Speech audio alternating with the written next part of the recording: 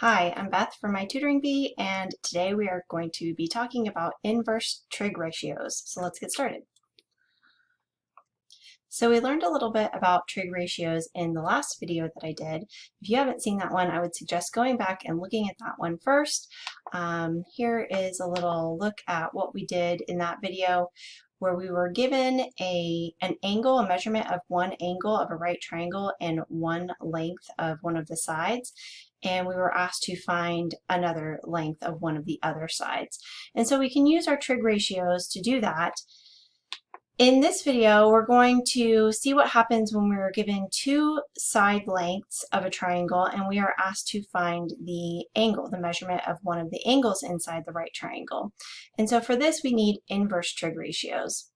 So before we start working on this actual triangle here and trying to find that missing angle, let's talk about what trig ratios mean and how we can convert them into inverse trig ratios. So we've got our little mnemonic device here, SOHCAHTOA, and we're still going to use that in order to help us figure out which one of these ratios we want to use. For this particular triangle, the angle that's in question here, I can see that we have an opposite side and an adjacent side. We don't know the length of the hypotenuse, so we can't use the length of that side to help us figure out this angle. So if we have opposite and adjacent side, then that's going to be tangent. So we know that we're going to use the tangent for this particular triangle, or the inverse of tangent. And let's actually take a look at how we arrive at the equation that we're eventually going to use. We're going to eventually use our calculator to calculate the measurement of the angle of this triangle. However, I want to at least give you a picture of how we get from the trig ratios that we've already learned to the inverse trig ratios. So if we were using the trig ratios and we knew what this angle is, we would write tangent of whatever the angle is equals opposite over adjacent, right? So that's 9 over 21. And what we want to eventually get to is this equation, where we actually find the tangent to the -1 exponent, or the inverse of tangent, of 9 over 21. And that's going to equal whatever that missing angle measurement is. So that's what our goal is. So let's find out algebraically how we can turn this equation into this equation. So if we're trying to solve for the mystery number here, the question mark, then we want to isolate that question mark, and we do so by dividing by tangent. Divide both sides. That cancels it out over here, and we're left with the mystery angle here. And then we have a complex fraction over here on the right. But a fraction is just a fancy way of writing a division problem, right? So I'm just going to rewrite it like this: 9 over 21 divided by tangent. So that gives us, I haven't changed anything about this other than just the format that it's in. When we're dividing fractions, or fractions and whole numbers, we want to make sure that this is a fraction, so I'm going to put this over 1. And then our rule for dividing fractions is keep, change, flip, right?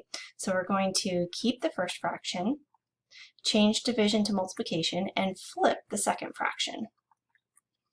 Okay, so now we've got tangent down here in the denominator, and I'd like to point out that its exponent is actually 1. Right? In fact, all of these numbers, exponents is 1. We just don't normally write the 1 because it's an understood one. And with the rule of exponents, the reason that I need to write that there is because the rule of exponents is I can take anything that's in the denominator and move it up to the numerator and change that exponent to the opposite sign that it currently is. So since it's already positive, it's going to change to a negative exponent. So this is 9 over 21 times tangent to the -1 exponent. And I should keep my equation balanced here by writing this. So I've got all of the components here. They're just sort of in an opposite order. I've got tangent to the -1 exponent, or inverse of tangent. I've got 9 over 21. And then that equals my mystery angle. So let's actually now apply that to our right triangle. let's get rid of this. We just need this equation here. Oops. There we go. Okay, and now I'm going to pull up my calculator. Obviously, your calculator will look different than mine, so you'll need to find where those inverse trig functions are. In my calculator, what I would need to do is use this trigonometry drop-down, and then here I can see the regular sine, cosine, and tangent, and so now when I hit second, you can see that they all have that -1 exponent, so those are the inverse operations. And with this particular calculator, I have to go ahead and put in the fraction first. So we're going to do 9 divided by 21. It's going to give me this decimal here.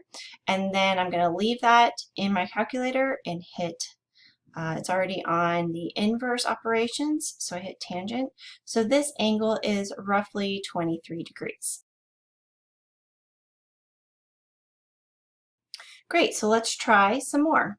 I've got 2 more problems set up here. I would invite you to try them out using the trig ratios and the inverse trig ratios that we just learned. First, determine which 2 sides that you are given in relation to the angle that's being asked for. So for example, in this right triangle, this angle right here is the one that we are trying to find, and in this triangle, this angle right here is the one that we're trying to find.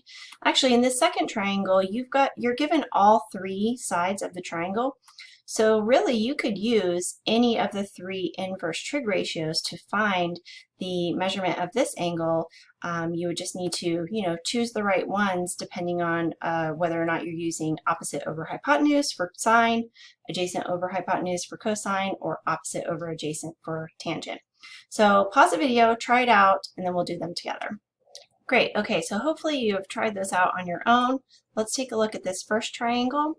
And first let's figure out which of these trig ratios applies to the sides of the triangle that we're given. So again, here's the angle that we're trying to find, and this side is opposite of the 90-degree angle, so this is actually going to be my hypotenuse. And then this side is opposite of the angle that we're trying to find, so this is going to be opposite. So if we have opposite and hypotenuse, that means we're going to use sine, or we're actually going to use the inverse of sine. So opposite over hypotenuse is 40 over 42. And then that's going to give us our angle that we're trying to find here. So let's go ahead and pull our calculator up again. Again, I'm going to put in the fraction first, and then hit second, inverse sine. So this angle is roughly 72 degrees. Great, okay, so let's try it with this triangle. Again, like I said, you can actually use any of the trig ratios for this one because you're given all 3 of the sides, so you can choose which one you want. So let's actually go through and see what each of those would be. So let's first label all of our sides, and then we can plug them into our equations. So here's our angle. This side is opposite of the 90-degree angle, so that's going to be our hypotenuse. This side is actually part of the line that creates the angle that we're trying to find, so this is going to be the adjacent side. And then the side that is opposite of the angle that we're trying to find is going to be the opposite. So let's try sine first. So sine, -1, and let's see, sine is opposite over hypotenuse, so we're going to use 16 over 34. And that should give us the angle here. So let's pull this up. So we've got 16 divided by 34, and then we want inverse sine. So this angle is roughly 28 degrees. Let's see if we get the same answer when we try it with cosine. Or sorry, the inverse of cosine. So cosine is adjacent over hypotenuse. So we're going to use 30 over 34 because that's my adjacent side and my hypotenuse side. plug the 30 divided by 34 in, and then go to inverse of cosine.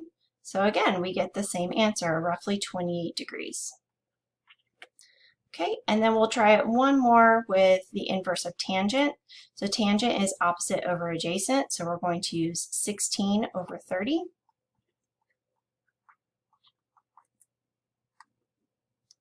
Let's go ahead and do 16 divided by 30, and then tangent, inverse tangent, and again, we get our 28 degrees. So hopefully you got all of those answers when you tried it on your own. I would love to hear your comments about this inverse trig ratios video, and please don't forget to like and subscribe. Thanks.